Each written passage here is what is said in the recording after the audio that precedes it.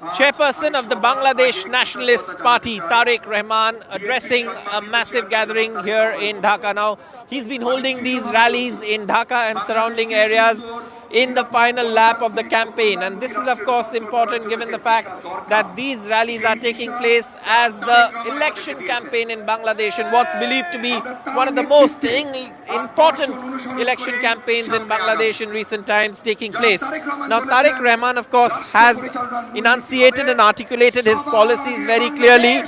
There's been a focus on welfare, there's been a focus on agriculture, irrigation, digging of canals, but also what he's very clearly enunciated is his foreign policy and how he wants to view and build relationships with other countries, and that includes neighboring countries. Now, he's made it clear, Pindi noy, Dilli noy, Shobar age Bangladesh, which translates into not Pindi, not Delhi, but Bangladesh first. So that's, of course, his policy. Shobar age Bangladesh has been the campaign theme almost of the BNP. And that's been the campaign slogan, which means putting Bangladesh first. And that is, of course, very well articulated and clearly enunciated foreign policy as well, apart from the host of domestic schemes that the Tariq Rahman-led BNP has announced. Now, Tariq Rahman returned to Bangladesh just a few months before the election.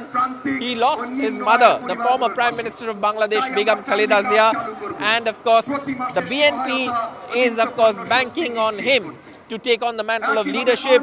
Should the BNP come to power, it's widely accepted that Tariq Rahman will become the next Prime Minister of Bangladesh. So that is the positioning of Tariq Rahman, who's of course addressing this rally here in Dhaka.